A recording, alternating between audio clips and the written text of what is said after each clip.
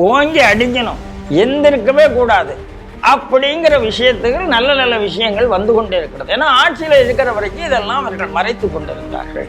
இப்போ அடிக்க முடியும். சேகர் பாபுக்கு நடந்த கூட நீங்கள் பார்த்துருப்பீங்க. எல்லாம் இனிமேல் திமுக அடி வாங்கி கொண்டே இருக்கும். முதல் சட்டமன்ற கூட்டத்திலேயே தாவேகாவுடைய அமைச்சர்கள் இவங்களை பின்னிப்படால் எடுத்துட்டாங்க. அண்டர் எஸ்டிமேட் பண்ணி வந்து நல்லா அடி வாங்கிட்டாங்க. சார் 1000 தப்பு சொல்லுங்கள் சார் இந்த அரசாங்கம் மேலே. நாம் இந்த பொண்ணு எல்லா நிறைய விஷயத்தை என்ஜாய் பண்ணுவதற்கு இருக்கா என்றால் இருக்கிறது. அதனால் Modi pulse of the nation தெரிஞ்சு கொண்டோம். எங்கே யாருக்கு என்ன பாதிப்போ அதுலேருந்து அவங்களை இம்மீடியட்டாக மீட்பது என்னதுன்னு பார்க்கணும். இவங்க குரூப்லேயே சிஜேபியிலேயே போய் பிரைம் மினிஸ்டர் 2 திட்டி பேசுறது, அந்த குழந்தைங்களை தூண்டி விடுறது, அவங்க தூண்டி விடுவாங்க, அவங்களும் பேசுவாங்க. அதுக்கப்புறம் இது இவங்களுடைய எடிட்டிங்க்கு போகும். எடிட்டிங் போது சிஜேபிக்கு பாருங்க யார் பேசினாங்களோ அது எதுவுமே வராது. இந்த இவங்களால் தூண்டி விட்டு பேசினவங்கள்லாம் இன்ஸ்டால வரும்.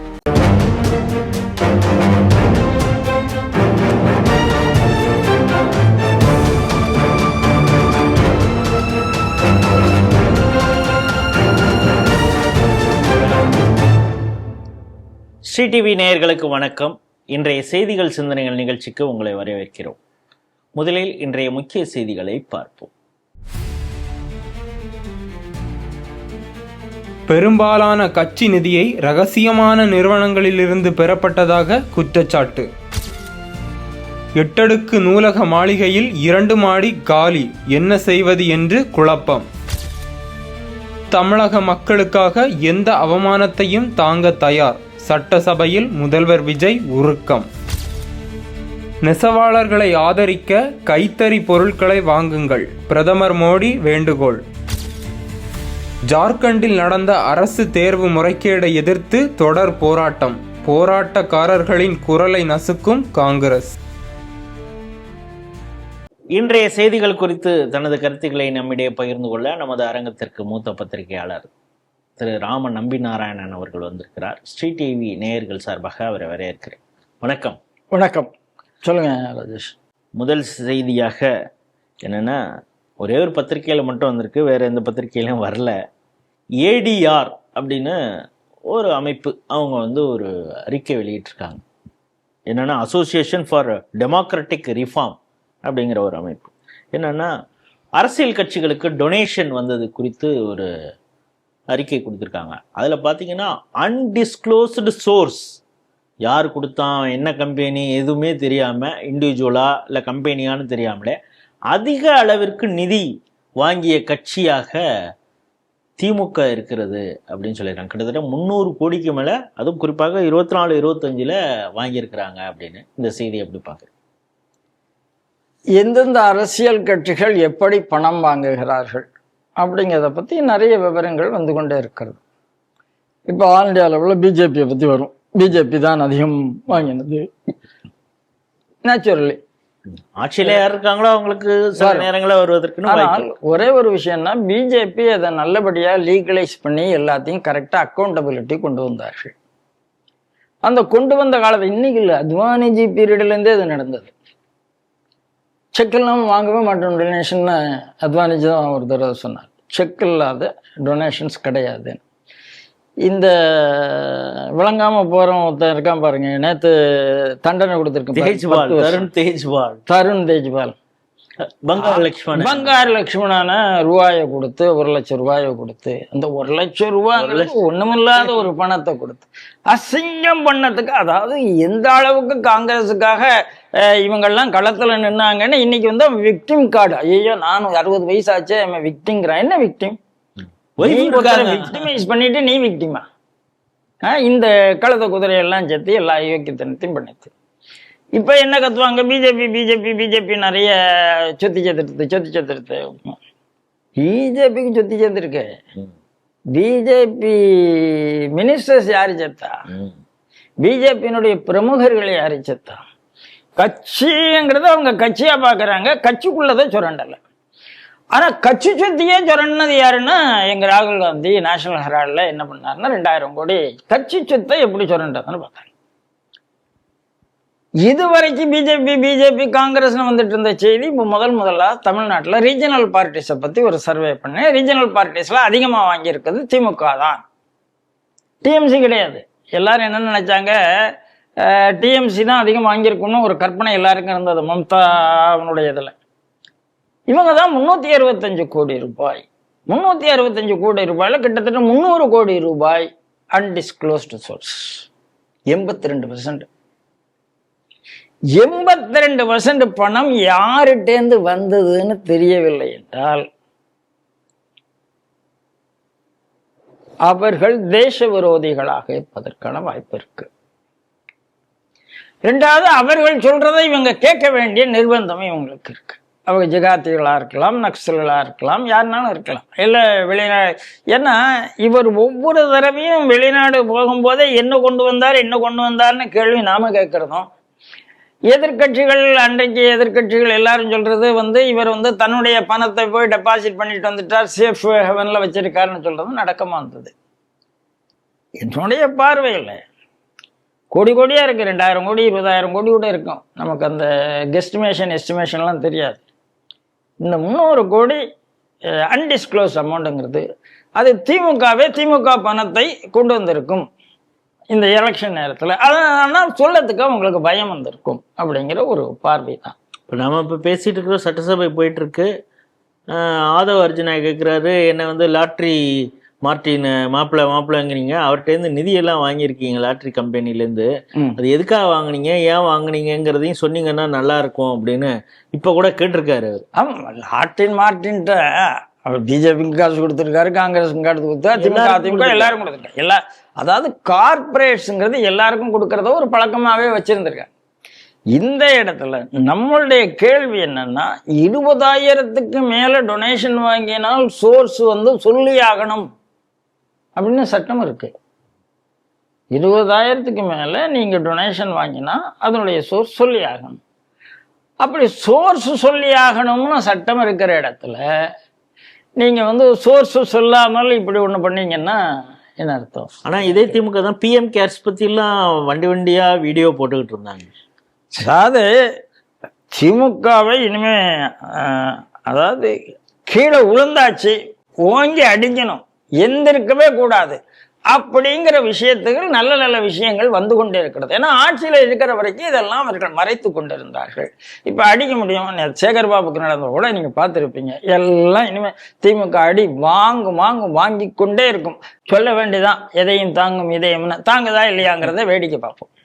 திமுக ஆட்சியில எப்படி ஒரு பொறுப்பற்ற வகையில திட்டங்களை எல்லாம் தீட்டுறாங்க, மக்களுடைய வரி பணத்தை எவ்வளவு ஊதாரித்தனமாக செலவு செய்கிறார்கள் அப்படிங்கிறதுக்கான ஒரு உதாரணமாக ஒரு செய்தி வந்திருக்கு.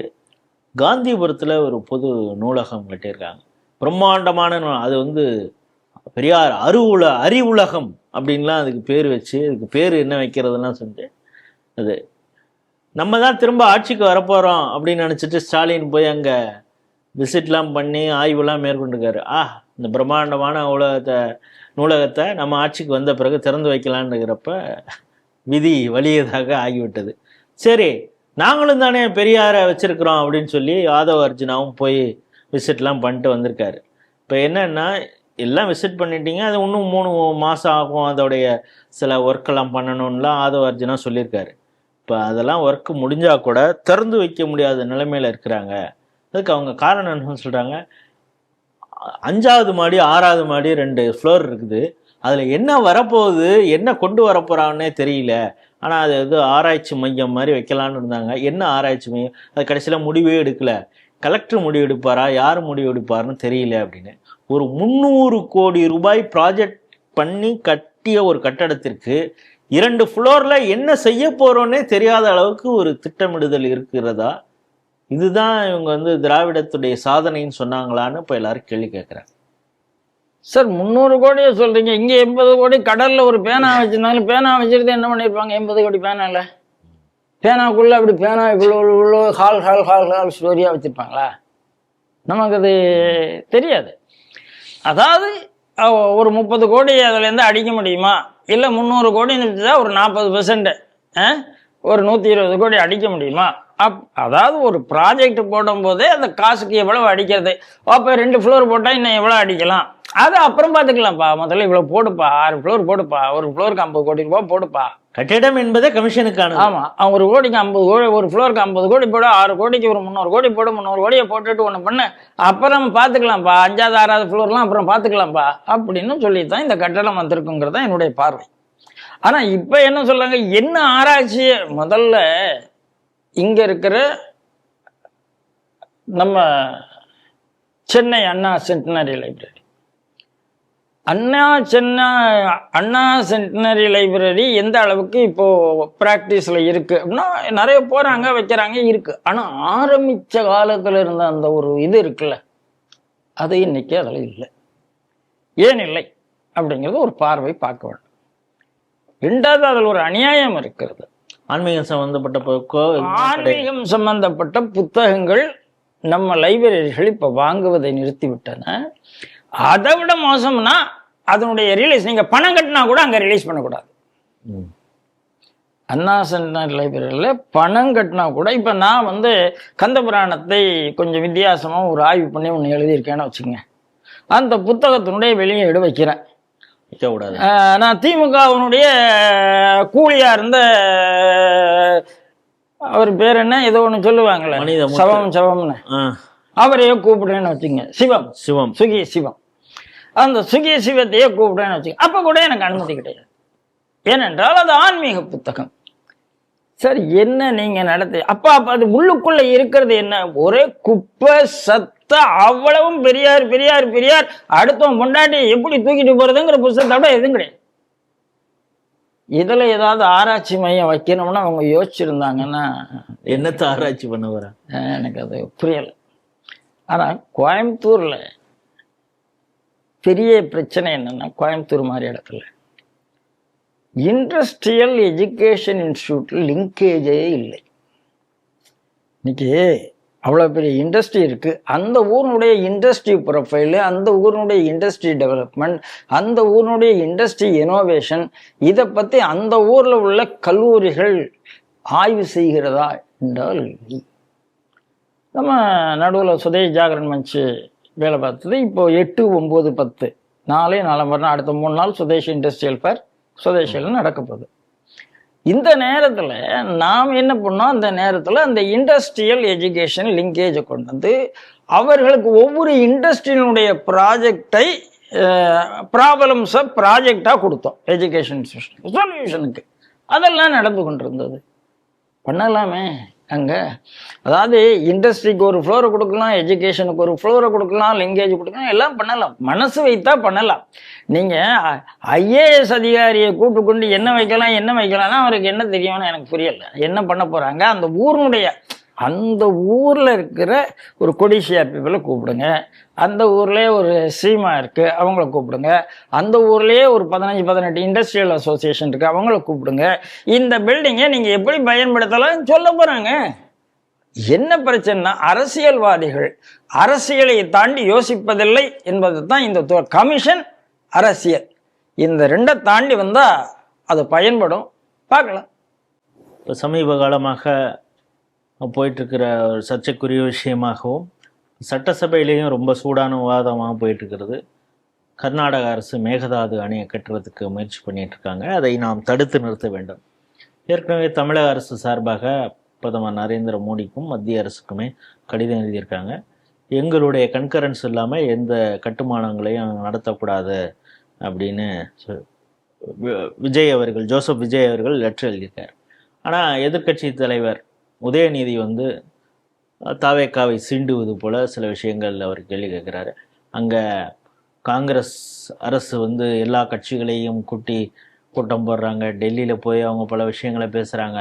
ஆனால் தாவேக்கா செஞ்சது என்ன, நீங்கள் என்ன நடவடிக்கை எடுத்திருக்கீங்க, அதெல்லாம் உங்களுக்கு சொல்ல தெரியுமா அப்படின்லாம் கேள்வி கேட்ட உடனே ஜோசப் விஜய் அவர்கள் ஒரு விஷயம் பேசுகிறார். இது ஏதோ இன்னைக்கு தான் இந்த பிரச்சனை இருந்தது, அணை கட்டுறதுங்கிறதே ஏதோ நேற்று ஆரம்பித்தது அப்படிங்கிறது மாதிரிலாம் பேசுகிறாங்க. நான் அனைத்து கட்சி கூட்டம் அப்படிங்கிறத விட இங்கே நம்ம தீர்மானம் போட்டு அதைத்தான் நம்ம ஒரு லெட்டராகவும் நான் அனுப்பிச்சிருக்கிறேன். ஆனால் 1969 அப்பொழுது தான் கர்நாடகாவில் அணை கட்டவே ஆரம்பித்தாங்க. அப்பொழுது நீர்வளத்துறை அமைச்சராக பாசனத்துறை அமைச்சராக யார் இருந்தார் அப்படின்லாம் நான் உங்களை கேட்டு சங்கடப்படுத்த மாட்டேன் அப்படின்னு ஒரு நக்கலாக ஒரு பதில் சொல்லியிருக்காரு. நான் தமிழகத்திற்காக எந்த அவமானத்தையும் சந்திக்க தயாராக இருக்கிறேன், ஆனால் எனக்கு வெற்றி ஒன்று தான், இதை வைத்து மலிவு அரசியல் செய்ய மாட்டேன், உணர்வு அரசியல் செய்ய மாட்டேன் அப்படின்னு சொல்லியிருக்காரு. நீங்க எப்படி பார்க்குறீங்க? ஒரு வகையில் ஜோசப் விஜய் பேசியிருக்கிறது நியாயமான ஒரு விஷயம், ஒரு மெச்சூர்டா அப்ரோச் தான். அதை நீங்கள் வேடிக்கையாக நெல்லை யமுனி தான் சொல்லுவார். கர்நாடகா சிஎம் நம்ம தமிழ்நாடு சிஎம் கூப்பிட்டு, நான் ஹேமாவதியை கட்டிக்கிட்டோமான, கட்டிங்க என்னங்கண்ணா கட்டிங்க அப்படின்னாரு. அந்த மாதிரி இவர் வேற ஏதோ நினைச்சிட்டு கட்டிக்க சொல்லிட்டாரு அப்படிங்கிறது அந்த நெல்லை ஜெயமணி சொல்லக்கூடிய அந்த நக்கலோ வக்கலோ அந்த மாதிரி நம்மளால சொல்ல முடியாது. ஏன்னா அவர் பேச ஆரம்பிச்சா 2.25 மணி நேரம் கூட பேசுவார், பேசிட்டே இருப்பார். அதனால நல்ல கிண்டல் பண்ணுவார். அந்த மாதிரி இவங்க என்ன நினைக்கிறாங்க, ஜோசப் விஜய் என்றால் இந்த விஜய் அவருக்கு ஒன்றும் தெரியாதே, நாம் சும்மா கோல் அடிச்சு, அதாவது முதல் சட்டமன்ற கூட்டத்திலேயே தாவேகாவுடைய அமைச்சர்கள் இவங்களை பின்னி பெடால் எடுத்துட்டாங்க, அண்டர் எஸ்டிமேட் பண்ணி நல்லா அடி வாங்கிட்டாங்க. அட்மினிஸ்ட்ரேஷன்ல அடி வாங்க முடியுமா, நம்மளை மீறி பண்ணிட முடியுமான்னு இன்னைக்கு சேகர் பாபு நேற்று பாவம் நடந்து போயானு சொன்னதுலேருந்து நம்ம பார்க்க ஆரம்பிச்சிட்டோம். அதனால ஒரு விஜிலண்ட் கவர்மெண்டா சார், 1000 தப்பு சொல்லுங்க சார் இந்த அரசாங்கம் மேலே. நாம் இந்த பொண்ணு எல்லா நிறைய விஷயத்தை என்ஜாய் பண்ணுவதற்கு இருக்கா என்றால் இருக்கிறது. நீ மேகதாதுக்கு விஜய குற்றம் சாட்டுவிட்டு நீங்கள் எத்தனை தடவை ஆட்சியில் இருந்தீங்க? காவேரி மேலாண்மை விஷயத்துல கண்டிப்பா மேலாண்மை குழு வரும், கண்டிப்பா மோடி தீர்ப்பார் என்ற நம்பிக்கையில தானே நீங்க கோபேக் மோடியே பண்ணீங்க சார். வாஜ்பாய் இடையூறப்பா இருக்கும்போது தானே சார் உங்களுக்கு ஒழுங்காக தண்ணியே வந்துட்டு இருந்தது, வேற எந்த பீரியட்ல வந்தது? அதனால காங்கிரஸ் டபுள் இன்ஜின் தான் விளையாடும், டபுள் கேம் விளையாடத்தான் செய்வாங்க. இங்க ஒரு கேம் அங்க ஒரு கேம், அது ஒரு நேஷனல் பார்ட்டி, அதை இன்னைக்கு அதை தான் பண்றாங்க. அதை மாணிக்கம் தாக்கரும் பண்றாரு. விஜய்ல இன்னைக்கு திமுக கூட காங்கிரஸ் கூட்டணியில் இருந்த மாதிரி இப்ப விஜய் கூட காங்கிரஸ் கூட்டணி இருக்கு, விஜய் டிஃபெண்ட் பண்ணி தான் ஆகணும். ஆனால் அந்த ஒரு காரணத்துக்காகவே திமுக தன்னை யோக்கியமாக ஆக்கி கொண்டு இல்லை எல்லாமே விஜய் என்று சொல்ல ஆரம்பித்தால் இன்னைக்கு இருக்கிற அரசாங்கம் நன்றாகவே பதிலடி கொடுத்து கொண்டு இருக்கிறதுங்கிறதா என்ன நம்பிக்கை. இதெல்லாம் பேசுறதுக்கு திமுகவுக்கு எந்த யோக்கியதையும் கிடையாது என்பது மக்களுக்கு தெரியும். இப்போ பார்க்குறோம், சமீப காலமாகவே இரவு ஆனால் ஒரு வீடியோ வந்துடுது. முதல்ல இவர் எப்போ 8 மணிக்கு பேசிடுவாரோ அப்படின்னு பலருக்கு ஒரு கலக்கம் இருந்தது, பிரதமர் நரேந்திர மோடி ஏதாவது ஒரு அறிவிப்பு இருக்கும் அப்படின்னு. ஆனால் இப்பொழுது நைட்டு ஒரு 11 மணி ஆனாலும் சரி 12 மணி ஆனாலும் சரி ஒரு வீடியோ வந்துடுது. அது ஏதோ ஒரு உற்சாகத்தையும் ஒரு தைரியத்தையும் கொடுக்கக்கூடிய வீடியோவாக பிரதமர் நரேந்திர மோடி இன்ஸ்டாகிராமில் போட்டுக்கிட்டு இருக்காரு. அப்படி நேற்று திடீர்னு ஒரு வீடியோ போடுறாரு. என்னென்னா இன்னைக்கு தேசிய கைத்தறி சுதேசி இது இப்போ நீங்களே கூட சொன்னீங்க சென்ற செய்தியில் ஃபேர்லாம் நடக்க போகுது அப்படின்னு. இப்போ அதை ஒட்டி அவர் என்ன சொன்னால், நம்ம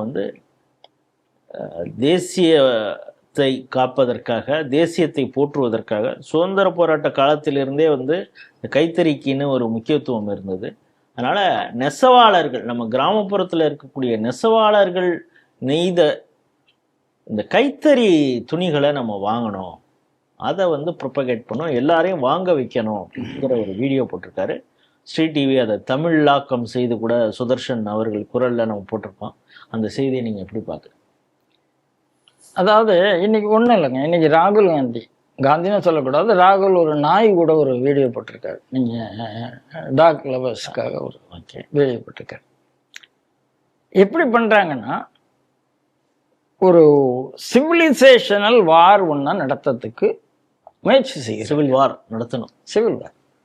ஏன்னா இந்த சிஜேபியினுடைய நீங்கள் பாருங்கள், அந்த தர்மேந்தர் தான் ரிசைன் பண்ண உடனே இவங்களுக்கு வேறு வழி இல்லை, அதுக்கப்புறம் ஆர்ப்பாட்டத்தை கன்டினியூ பண்ண முடியாது, பண்ணால் புல்லட்டை ஃபேஸ் பண்ண வேண்டியிருக்கும். அதை விட்டுட்டு அன்னைக்கு போய் ஒரே கூத்தடிச்சிருக்கிறார்கள் ஸ்டார் ஹோட்டல். கூத்தடிச்சிட்டிங்களேன்னு கேட்டால் இன்னைக்கு இருக்கிற இளைய தலைமுறையினுடைய பொலிட்டீஷியன் இப்படித்தான் இருப்பார்கள், அவர்கள் களத்தில் இப்படி இருப்பார்கள், இரவு இப்படி இருப்பார்கள். அந்த சௌரவ்தாஸ் பேசுறாரு, இதை பத்தி நீங்க புரிந்து கொள்ளவில்லை. ஆமா, அவர் 12 லட்சம் ரூபா வாடகை வீட்டுல இருக்காரு. 12 லட்சம் ரூபா வாடகை வீட்டுல இருந்துட்டு மாசத்துல ஒரு நாள் கூட போக மாட்டேங்கிறாரு. இதெல்லாம் இப்ப வரிசை வருதுன்னு வச்சுப்போம். அப்போ இந்த இடத்துல நீங்க ஒரு கல்ச்சுரல் வார் ஒண்ணு நடத்தி கொண்டு இருக்கிறீர்கள்.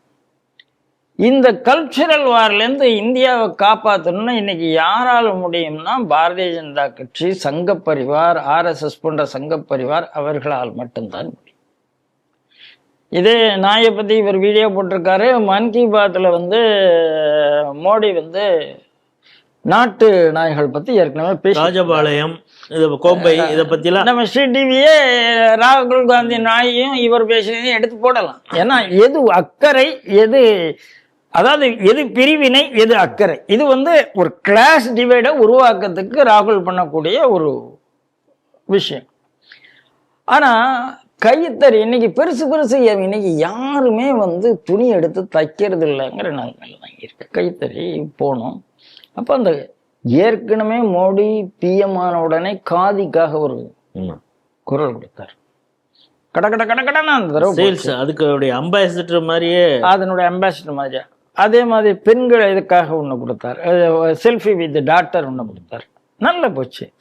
நிறைய விஷயம் மோடி ஒரு விஷயத்தை ஃபோக்கஸ் பண்ணா, அதே மாதிரி டூரிஸ்ட் சென்டரா வெளிநாடு போகாத அப்படின்னு சொல்லணுமானா அதுக்கு அவர் ஒரு வித்தியாசமான அணுகுமுறையை கைப்பிடித்தார். அதாவது தான் என்ன சொல்ல வேண்டும் என்று விரும்புகிறோமோ அதை மக்கள்கிட்ட எப்படி எடுத்து செல்வது என்ற கலையை அறிந்தவர் பிரதமர் மோடி. அந்த வகையில் இன்னைக்கு அதாவது என்கரேஜ் பண்ணணும், உங்களுடைய ஆடியன்ஸை என்கரேஜ் பண்ணணும். அதாவது பாரதிய ஜனதா கட்சியை பொறுத்தவரை, பிரதமர் மோடியை பொறுத்தவரை ஒரே ஒரு பெரிய வித்தியாசம் என்னன்னா, கவர்னன்ஸுக்கும் தன்னுடைய கட்சிக்காரர்களுக்கும் உள்ள லிங்க் அறுபடாமல் வைத்து கொண்டு இருக்கிறார். முன்னால இருக்கிற பிரைம் மினிஸ்டர்ஸ்லாம் அவங்க வேலையை அவங்க பார்ப்பாங்க, கட்சி வேலையை கட்சி பார்க்கும். கட்சிக்கும் கவர்னன்ஸுக்கும் லிங்க் இல்லாம ஒரு விஷயம் இருக்கும். அவங்களுக்கு கட்சியினுடைய இதை கூட எடுத்து சொல்ல தெரியாது. ஒரு 370 எடுத்தாச்சுன்னா 370 நீக்கப்பட்டது, அதை பத்தி பிஜேபி தமிழ்நாடு முழுக்க பேசும், இந்தியா முழுக்க பேசும். அயோத்தியில ஒரு கோயில் வந்தா பிஜேபி இந்தியா முழுக்க பேசும். CAA வந்தா பிஜேபி. இந்த மாதிரி கேடஸை ஒரு விஷயத்துல ட்ரெயின் பண்ணி நீங்க என்ன பண்ணணும்னு சொல்லி அதில் வரும்போது இன்னைக்கு செல்ஃபி எடுத்துட்டு நீ கைத்தறி வாங்கிட்டு நீ ஒரு ஃபோட்டோ போடு அப்படின்னு கடனா அந்த வியாபாரம் போடும். அப்போ எதுக்கு முக்கியத்துவம் கொடுக்குறோம், எந்த நேரத்தில் கொடுக்குறோம், அப்போ அந்த குடும்பங்கள் எப்படி ஆகும் அப்படின்னா, ஜெம் போர்ட்டல் அதை கூட அவர் சொன்னார். PMOலேருந்தே அந்த ஜெம் போர்ட்டல் மாதிரி வாங்கி மதுரையில் கூட ஒரு லேடி மதுரையில் அந்த இது அதனால நான் என்ன சொல்கிறேன், அதெல்லாம் நம்ம CTVலே கவர் பண்ணியிருக்கோன்னு எனக்கு ஞாபகம் இருக்கு. அதனால பிரைம் மினிஸ்டர் மோடி நீங்க என்ன சொல்றீங்க, இனிமே மோடி இன்டெலிஜென்சி இப்போ கூட CJP ஆபீஸ் பேரஸ் எல்லாம் போட்டு அவங்க லிஸ்ட்டை வெளியிட்டு அவங்களுடைய ஏஜெல்லாம் வெளியிட்டு என்னெல்லாமோ நாங்கள் இளைஞர் கட்சின்னு ஒன்று காமிச்சிருக்கிறேன். அது ஒரு பக்கம் இருக்கட்டும், அதை நாம அப்புறம் பார்க்கலாம். அதை பற்றி தனியாக ஒரு டிஸ்கஷனில் வரும். அதனால Modi pulse of the nation தெரிஞ்சு கொண்டு எங்க யாருக்கு என்ன பாதிப்போ அதுலேருந்து அவங்களை இம்மீடியட்டாக மீட்பது என்னதுன்னு பார்த்துட்டு அழகான ஒரு அறிவிப்பு. இது வெற்றிகரமாக வரும். இப்போ இது எந்த நேரம் அப்படி கேட்டால், இப்போ ஆகஸ்ட் மாதம் சுதந்திர தினத்தை விட்டு அவர் போட்டிருக்கிறாரு. அந்த நேரத்தில் இது கடன்னு நீங்கள் வருங்கிறது என்னுடைய நம்பிக்கை. இப்போ திரும்ப 2-3 நியூஸில் நீங்கள் CJP சொன்னீங்க. டெல்லியில் ஜந்தர் மந்தரில் அவங்க தொடங்கிய ஒரு போராட்டம், எதற்காக போராட்டம்னு ஆரம்பித்தாங்களோ அதை பற்றி பேசாமல் கடைசியில் எப்படி முடிஞ்சதுங்கிறது தெரியும். இருந்தாலும் அரசு அந்த மாணவர்களின் குரலுக்கும் மதிப்பளித்து தர்மேந்திர பிரதான் ராஜினாமா செய்தார். இது ஒரு பக்கம். ஆனால் இதை விட பெரிய அளவிலே பாதிப்புக்கு உள்ளான மாணவர்கள் எங்கே இருக்காங்க, இளைஞர்கள்னா ஜார்க்கண்ட் பப்ளிக் சர்வீஸ் கமிஷன் தேர்வில் நிறைய முறைகேடு நடந்திருக்கு அப்படின்னு சொல்லி தொடர் உண்ணாவிரதம் எல்லாம் அங்கே நடந்து பெரிய போராட்டம்லாம் நடத்திட்டு வராங்க. ஆனால் அங்கு தேசத்திற்கு எதிராக எதுவுமே இல்லை. இன்னும் சொல்லப்போனால் தேசபக்தி பாடல்களெல்லாம் பாடிக்கிட்டு அந்த தப்பு அடிச்சுட்டு எல்லாம் பாட்டு பாடுற அந்த விஷயங்கள்லாம் கூட நடந்துகிட்டு இருக்கு. எந்த ஒரு தனி மனித அரசியல்வாதியையும் திட்டுறதில்லை, வசை பாடுவதில்லை. அப்படி அமைதியாக நடந்தக்கூடிய அந்த போராட்டம், அந்த மாணவர்களோடு அந்த அரசு பேசுவதற்கு தயக்கம் காட்டியிருக்கு. இப்போ தான் ஏதோ பேசுறதுக்கு தயாராக இருக்கிறாங்க. ஆனால் இது குறித்தெல்லாம் இது வரைக்கும் வாய் திறக்காத ராகுல் காந்தி அவர் என்ன சொன்னார், பீகாரில் மாணவர்களை வந்து அடிக்கிறாங்க, அடித்து காயம்பட்டிருக்காங்க. அந்த மாணவர்கள்லாம் போய் காங்கிரஸ் தலைவர்கள் எம்பிக்கள் போய் சந்திக்கணும் அப்படின்லாம் சொல்லிட்டு இருக்காரு. கேரளாவில் அதே போல் மாணவர்கள் நடத்திய போராட்டத்தில் பெரிய அளவு போலீஸ் தடியடி அங்கே காங்கிரஸ் கவர்மெண்ட் செஞ்சது. இந்த வித்தியாசத்தை எப்படி பார்க்குறீங்க? வாட்டர் கேனன் யூஸ் பண்ணியிருக்காங்க கேரளாவில். இந்த வித்தியாசத்தை எப்படி பார்க்குறீங்க சார்? ரொம்ப தெளிவான வித்தியாசம் சார். இவங்க வந்து காங்கிரஸ் கட்சிக்கும் ஜனநாயகத்துக்கும் என்னைக்குமே சம்பந்தம் கிடையாது.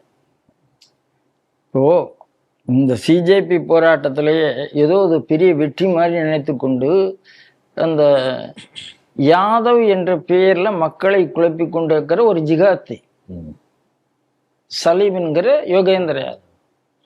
சலீம் என்கிற யோகேந்திர யாதவ் என்ன சொல்றாரு, இனிமே வந்து இந்தியன் டெமோக்ரஸி வந்து தெருக்களில் முடிவு செய்யப்படும், பாராளுமன்றத்தில் அல்ல.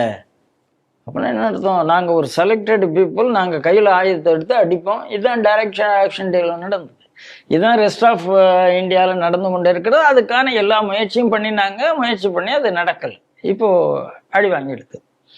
அப்போ இப்போ ஜார்க்கண்டுக்கு நீ ஏன் போல அப்படின்னு ஒரு கேள்வியே கேட்குறாங்க. யார்கிட்ட? ராகுல் வின்சி கிட்ட. ராகுல் வின்சிட்ட இல்லை, அபிஜித்திட்ட கேட்குறாங்க.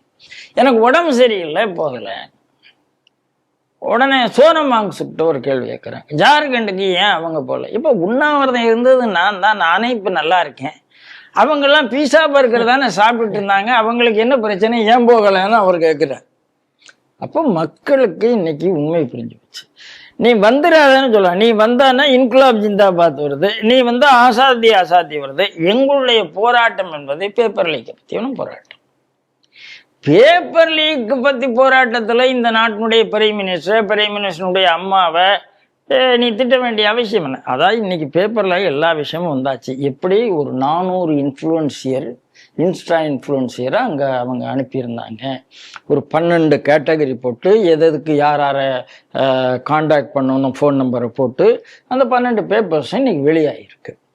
அதில் எப்படி பண்ணியிருக்கிறாங்க, குறிப்பாக 15 வயசு 18 வயசு அவங்கள ஒரு இந்த இவங்க குரூப்லேயே சிஜேபியிலேயே போய் பிரைம் மினிஸ்டர் 2 திட்டி பேசுறது, அந்த குழந்தைங்களை தூண்டி விடுறது, அவங்க தூண்டி விடுவாங்க, அவங்களும் பேசுவாங்க. அதுக்கப்புறம் இது இவங்களுடைய எடிட்டிங்க்கு போகும். எடிட்டிங் போது சிஜேபிக்கு பாருங்க யார் பேசினாங்களோ அது எதுவுமே வராது. இந்த இவங்களால் தூண்டி விட்டு பேசினவங்கள்லாம் இன்ஸ்டாவில் வரும். அந்த அளவுக்கு திட்டம் போட்டு பண்ணியிருக்கிறாங்கிறது இன்ஸ்டால வெளியில வந்த பிறகுதான்.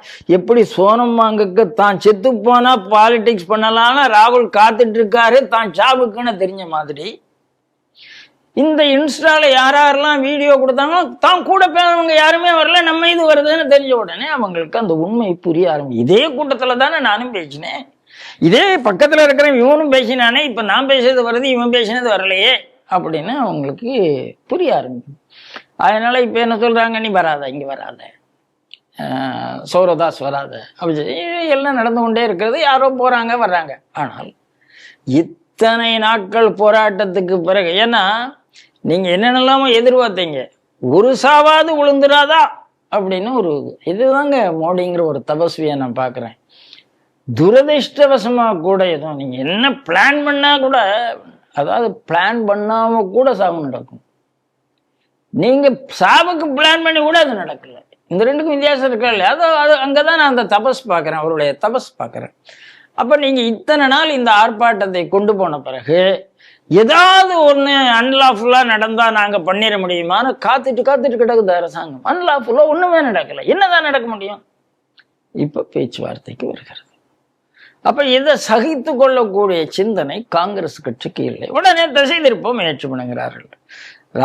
எங்க ஆன் பண்ணியிருக்கிற மைக்கை எனக்கு ஆஃப் பண்ணலன்னு கத்தக்கூடிய அளவுக்கு ஒரு இன்டீசன்ட் பொலிட்டீஷியன் ராகுல்கிட்ட இப்ப வேற என்னத்தை நாம எதிர்பார்க்க முடியும்?